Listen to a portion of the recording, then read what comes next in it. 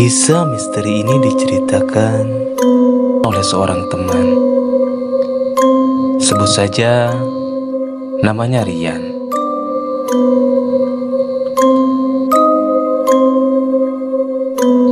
Rian adalah mahasiswa ekonomi di sebuah kampus di Kabupaten Purwakarta.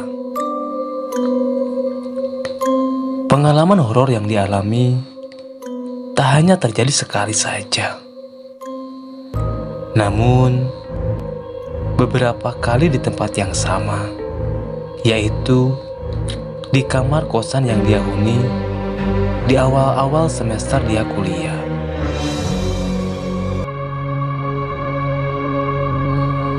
Dulu, Rian ngekos di sebuah rumah dengan berisikan 3 kamar. Ada sekitar 5 penghuni termasuk Rian yang tinggal di kosan tersebut. Tapi anehnya,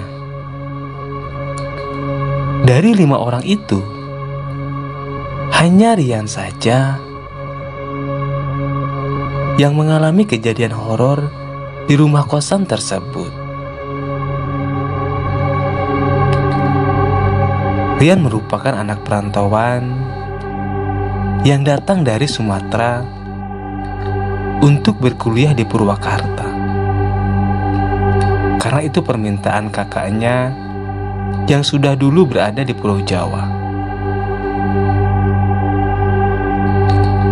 Berawal dari hari pertama kedatangannya di rumah kos,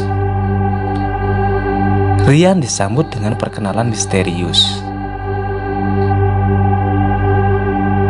Hari itu, Rian baru saja tiba sekitar menjelang waktu maghrib. Di perjalanan dia sempat terjebak macet, sehingga dia baru sampai di Purwakarta menjelang malam tiba, yaitu sekitar waktu maghrib. Baru saja hendak membuka pintu pagar, tiba-tiba Rian dikejutkan dengan suara anak kecil memanggil-manggil namanya. Om Rian, Om Rian, sahut anak itu yang dengan tiba-tiba berada persis di belakang Rian. Hai, kamu siapa? Kok tahu nama aku? Tanya Rian dengan heran. salam kenal ya Om. Aku tinggal di situ di rumah depan. Ucap anak itu. Sesaat Rian memalingkan tubuhnya masuk ke pagar rumah kos. Salam kenal juga. Yuk ikut masuk dulu.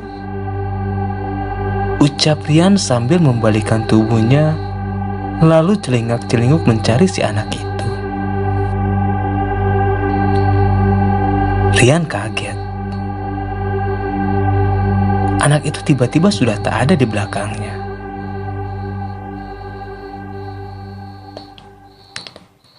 Tak ada yang aneh bagi Rian di hari itu. Dia merasa anak tersebut sekedar iseng menyapa, lalu buru-buru pulang ke rumahnya.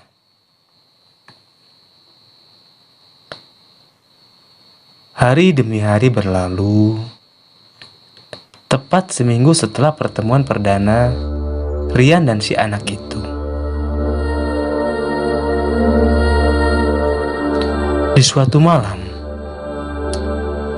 kejadian aneh kembali muncul. Rian dikejutkan dengan suara ketukan di jendela kamarnya yang tepat menghadap rumah tua di seberang jalan. Yang Rian percaya merupakan rumah si anak yang pernah menyapanya tempo hari.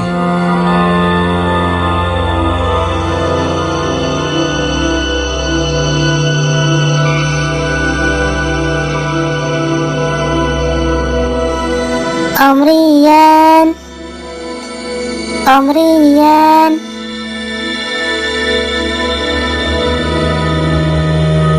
Suara anak kecil yang sama saat Rian kali pertama datang ke rumah kosan.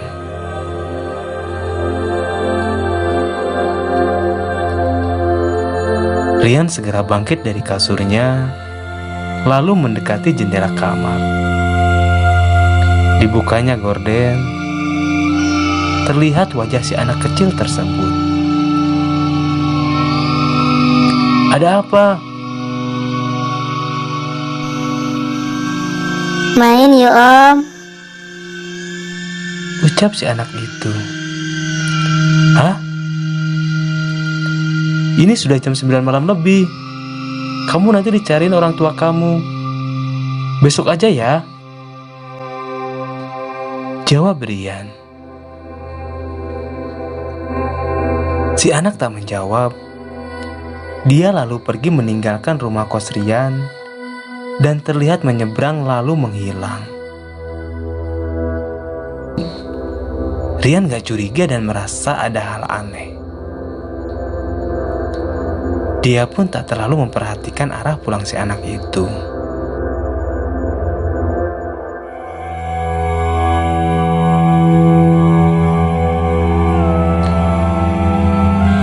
Hari kembali berlalu. Hampir tiap minggu, Rian diteror anak tersebut. Lagi-lagi, anak itu mengajak Rian bermain, dan selalu ada kalimat awal, Tolong aku Om.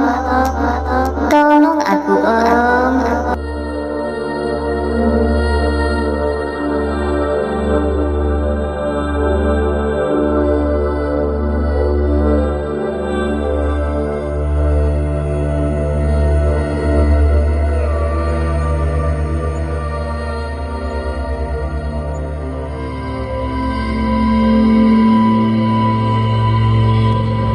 Merasa mulai terganggu dengan ulah si anak itu, Rian pun bercerita dengan teman kosnya. Namun Rian sungguh kaget ketika teman kosnya cerita bahwa rumah tua di seberang rumah kos itu sudah 10 tahun lebih tak berpenghuni.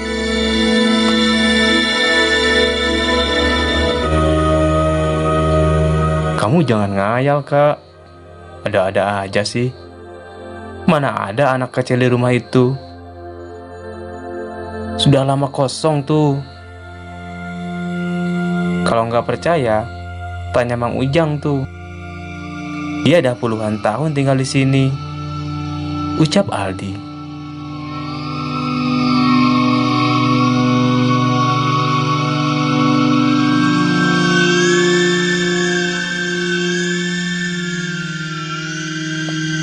"Aku serius.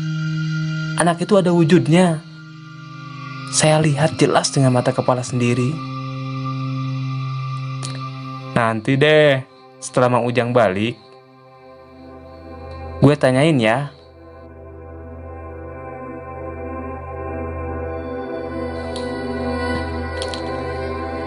Keesokan harinya, pagi itu Rian berniat mendatangi rumah tua itu. Namun, tiba-tiba dia mendapat kabar ada perubahan jadwal kuliah pagi itu. "Ah, sudahlah. Pulang kuliah aja aku mampir ke rumah itu."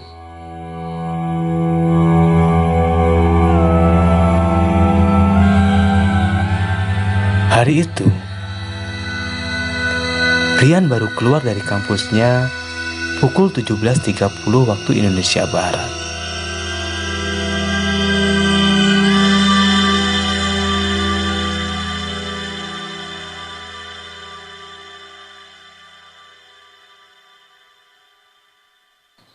Tak jauh berjalan Rian dari kampus untuk sampai di kosan.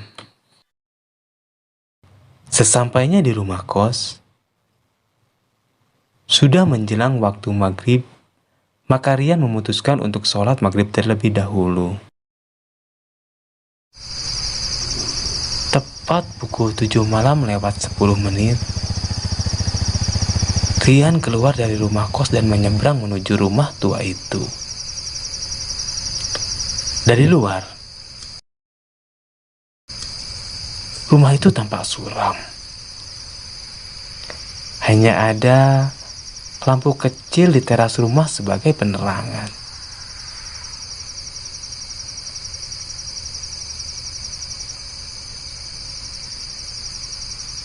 Assalamualaikum. Selamat malam. Halo.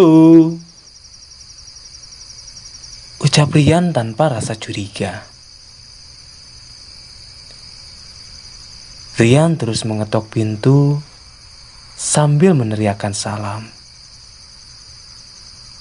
Assalamualaikum. Ketiga kalinya, Rian agak mengencangkan suaranya.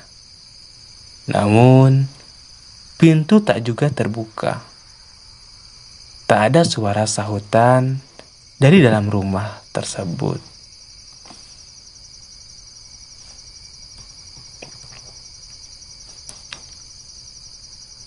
Rian memutuskan untuk kembali ke kos. Dia merasa biasa saja. Dia belum menemukan hal-hal yang aneh dari rumah itu.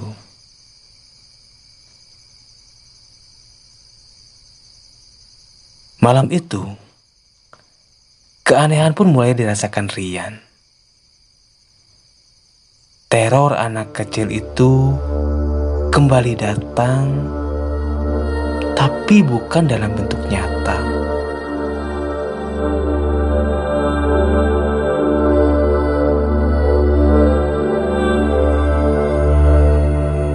Namun dia hadir ke dalam mimpi Rian.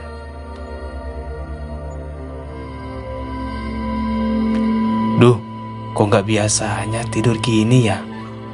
Dah jam 1:30 malam gini pula. Mana besok kuliah pagi?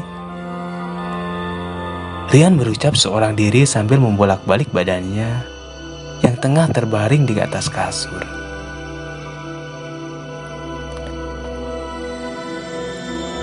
Lambat laun, mata Rian pun terpejam.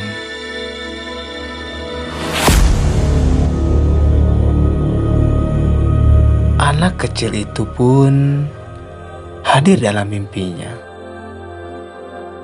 Anak itu memanggil-manggil Rian dari balik jendela kamar. Wujudnya pucat pasi, tubuhnya penuh luka memar. Matanya lebam dan darah mengalir dari lubang hidungnya.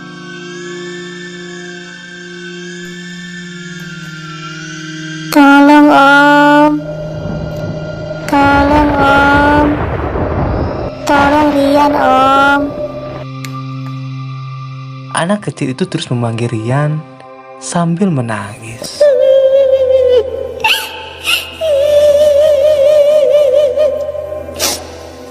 Rian berusaha membuka jendela, namun tak bisa terbuka. Anak kecil itu terus berteriak.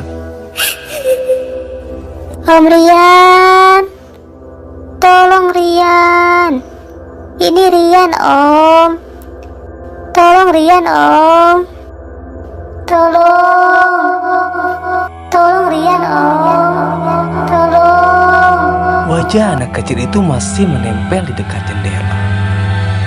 Rian mulai panik dan ketakutan. Dia terus berteriak-teriak, menimbulkan keributan di kosan tersebut. Hingga akhirnya, teman-temannya menggedor pintu dan membangunkan Rian dari tidurnya.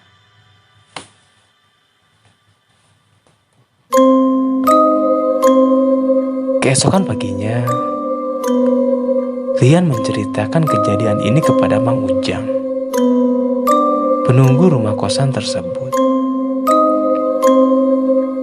Dari Mang Ujang, barulah Rian tahu cerita sebenarnya tentang rumah tua di seberang jalan tersebut. Rumah itu sudah hampir 10 tahun kosong.